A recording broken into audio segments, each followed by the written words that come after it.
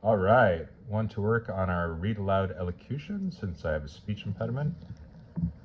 It's actually better than I thought. The book that is, it's by the author who's excellent in Welcome to Paradise Now Go to Hell, which has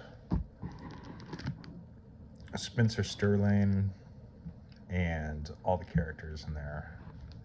Really good book. I didn't think this one would be of interest to me, but in the first chapter you can see the excellent use of suspense and misdirection, familiar elements from comedy, misdirection, and what do they call it in comedy when they circle back? The callbacks. Very well done.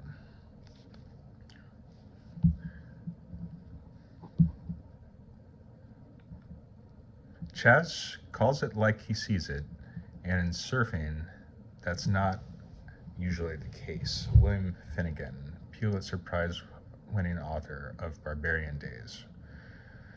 Cocaine and Surfing, A Sordid History of Surfing's Greatest Love Affair by Chaz Smith, best-selling author of Welcome to Paradise Now Go to Hell.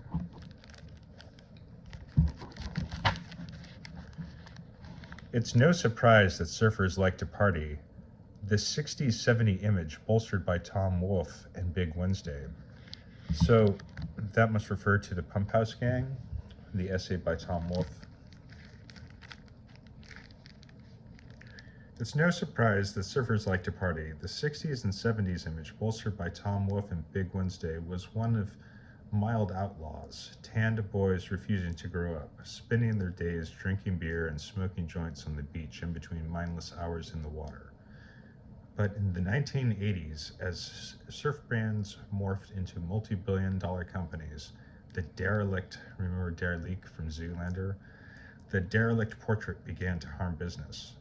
The external surf image became Kelly Slater and Laird Hamilton, beacons of health, vitality, bravery, and clean living.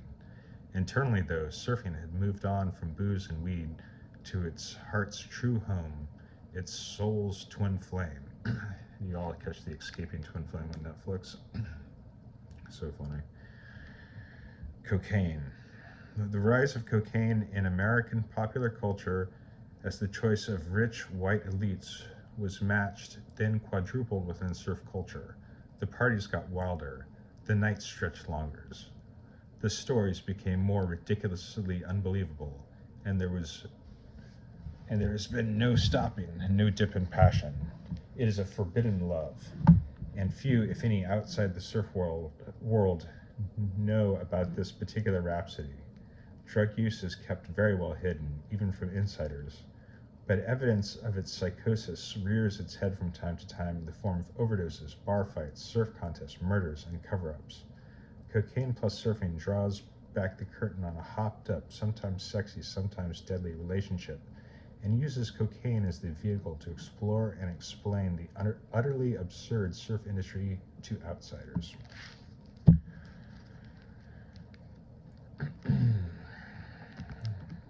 The introduction is good, but I'm glad I stopped it after a few pages and then read the part that he was about to describe so that it wasn't a spoiler. But then when I tracked back, I found it very accurate. Introduction by Matt Warshaw.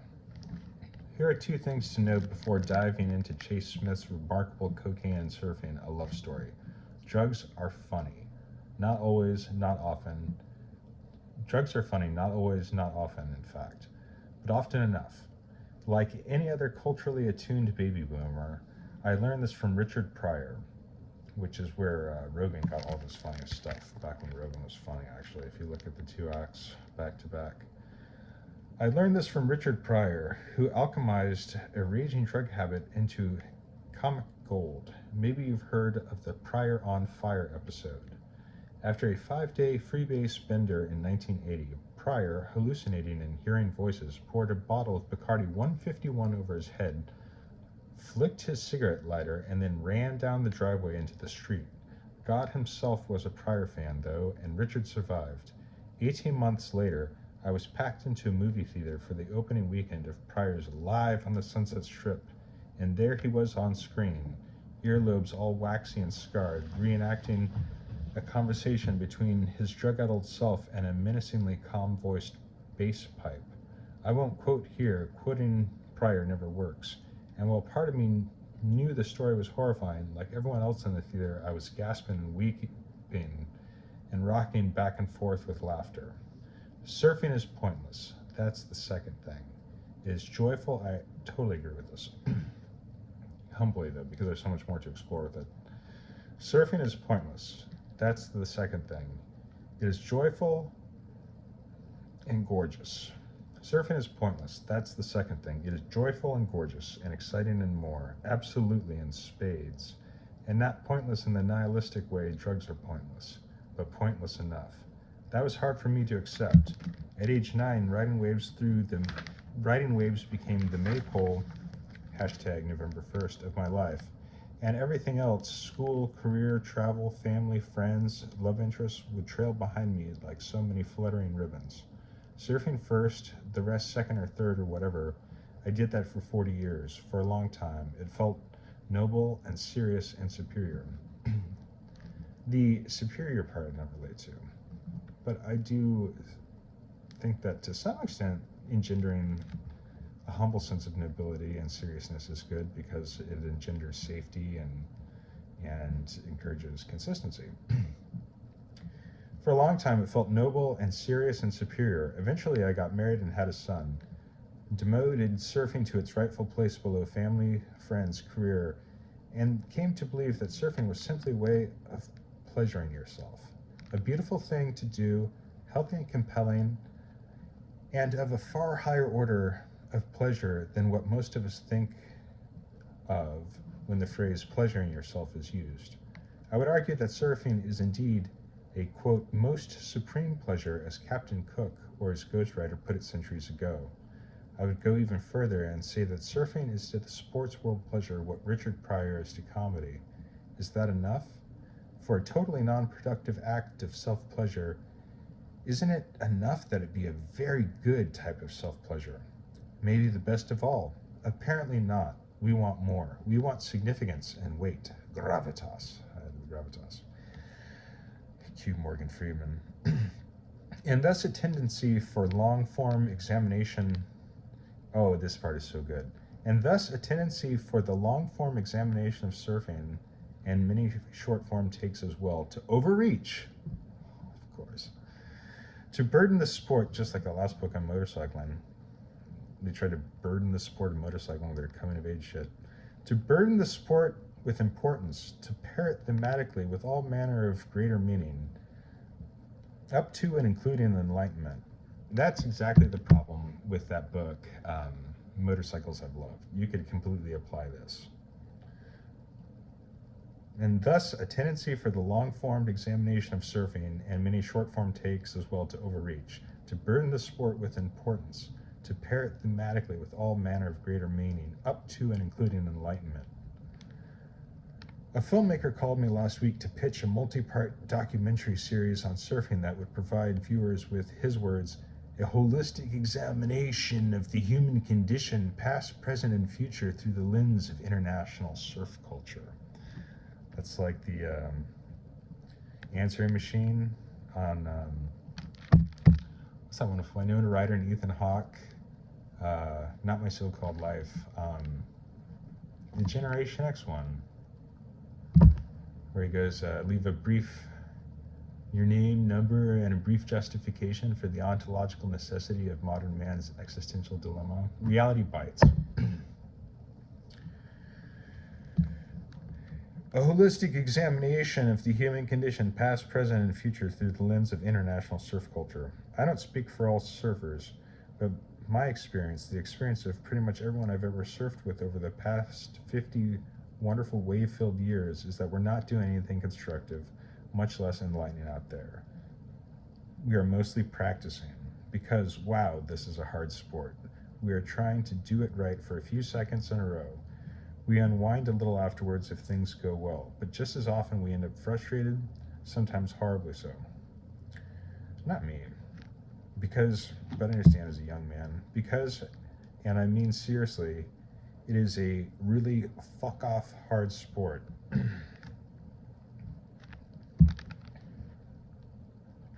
I would devour a book on surfing and frustration with the same single-mindedness I give to avoiding books on surfing and enlightenment. But for now, we have cocaine and surfing, which, now that I think about it, is actually a much better fit book-wise than frustration and surfing. Nobody but Chaz Smith could pull off cocaine and surfing. His comedic chops, for starters, are unequaled in the world of surf, not just in 2018, but for all time. More importantly, he understands, to the finest degree, that drugs are horrible but funny, and surfing is amazing but pointless. So I think that's a really good point and a fantastic introduction from Mr. Matt Warshaw. Prologue. It is cold outside and gray, heavy sweater weather, maybe even thin down-filled jacket paired with stocking cap weather, and it smells like cow, like manure, wet feed, and sour milk, which only makes sense since we are in Lemoore, not sure of the pronunciation, California, home of wild cows, more cows, and Chaz Smith's damned ex-wife. Just kidding. My damned ex-wife is from the neighboring Vasilia.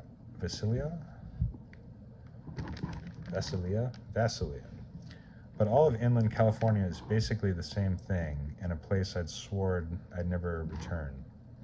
So I'm happily married, but I can imagine the stench having ridden through there. Then Kelly Slater went and created the perfect wave here. Yes, the world's most celebrated surfer decided, as he neared retirement, to shake a tanned fist at God and man-make a legitimately perfect wave using some here comes the speech impediment, patented, as in the act of that which is has a patented. It's alliteration, which I love in theory, but it's hard when we're popping our P's. Where were we anyways? Patented plow. Blah. In what used to be a water ski lake, in what used to be my damned ex-wife's general neighborhood, some hundreds of miles from the ocean, all cow stinky and gray. A wave that barrels properly, that drives down the length of the green lake and barrels perfectly every single time. Nothing like this has ever been done. Previous wave pools create a surf that dribbles along in an embarrassing, weak, low-energy kind of way. Kelly's wave pool fires the imagination. Excuse me. Kelly's wave pool fires the imagination. Even surfers who travel the world riding the ocean's best waves are clamoring for an invite. Surf Ranch is what they're calling it, and it is the jewel of the World Surf League's crown.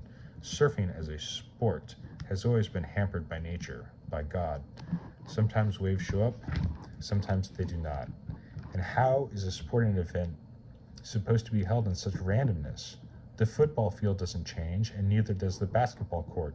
So the World Surf League purchased the Surf Ranch property and its patented plow technology from Kelly Slater in order to equalize the arena, to make surfing a proper sport. And so the new Surf League CEO invited me and 20 crusty surf journalists and surf photographers up to surf it and witness the future. She is trying to understand who we are, God bless her, trying to figure out what makes our hearts beat. The last CEO, Mr. Paul Speaker, came from the National Football League, and I thought he was a dipshit. He refused each of my impassioned pleas for an interview.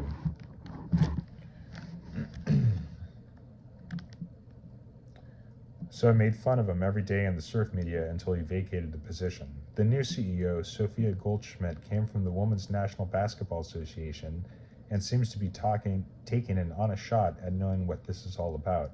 So here I am in the cold and gray and stink, listening to her give us all a warm introduction. I'm so glad you could all be with us here today, she said in a proper British accent. Everyone is going to have so much fun, I trust, and the safety briefing will ensure just that. We are very proud of what we've built. She is tall, pretty, with eyes that look too innocent for all this, and a smile that looks too pure, and I don't know if I will be able to muster the internal strength to make fun of her every day. Before I begin, though, I thought it was only right to recognize that today is the day Andy Irons passed away. The room is silent. I've never had the privilege of meeting him, though I know many of you knew him very well. And as I learn about surfing's history, it's clear what an impact he had. 11 of the 12 crusty surf journalists and surf photographers kept their eyes down. I look sideways at my best Australian pal / business partner, who looks like he's in a bad spot, having had 4 or maybe 6 too many whiskeys the previous night. She clears her throat after what feels too long. It actually says whiskey sodas, but then the correction, but I made the correction anyways. She clears her throat after what feels too long. And now allow me to introduce you to the head of water safety.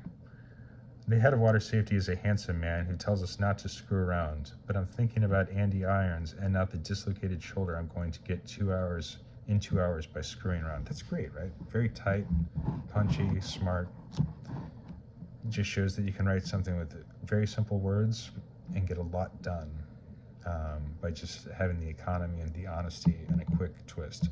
Like, that's all contained in one sentence.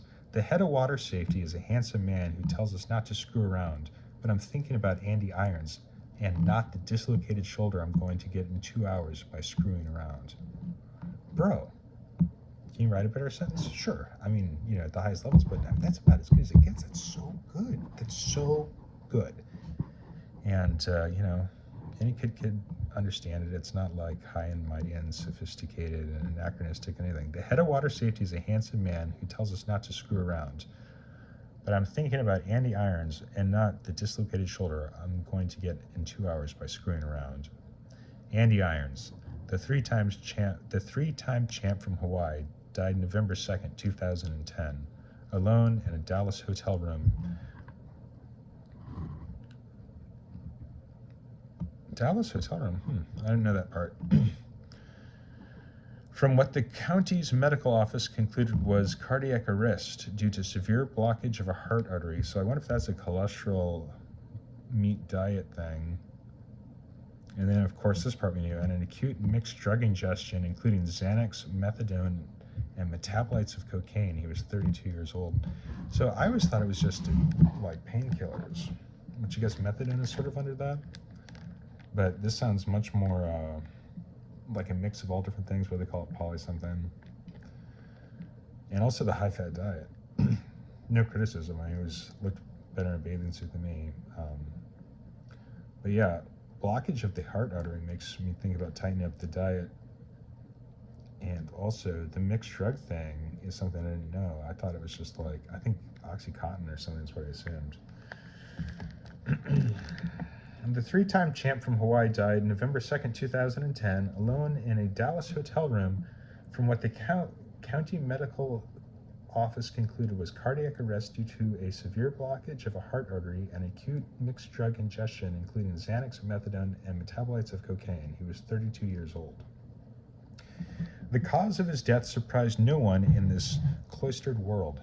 Every crusty surf journalist and surf photographer in the room had either gone big with him, cocaine everywhere, dusting everything, or caught him full pin-pricked pupil, incessant prattle mode. He was a giant character, but also not an outlier, and while his death was an utter tragedy, it was not necessarily a shock. Drugs and surfing, especially cocaine, felt synonymous with professional surfing those 8-odd years ago. It still does. It's always snowing in Orange County, or so they say. And I look at Sophie. She is listening intently to the head of water safety at a perfect man-made wave, trying to turn this professional surfing into a proper sport while also respecting its past. God bless her. But as long as I'm around, that ain't happening. Surfing at its core is an unruly, fouled, smutty disaster. Its past littered with felons, smugglers, addicts, narcissists, and creeps. Its present defined by crusty surf journalists and surf photographers. Its future a certain disaster, but it is our disaster, our glorious disaster. Which is right there an interesting sort of like flipping of the script or inversion, because disaster, you think about all the degeneration, but he's of course referring to the corporatization and the co-opting of what he views as core. while at the same time obviously not signing off on the nastiness of all this. So yeah, I think that's very well done.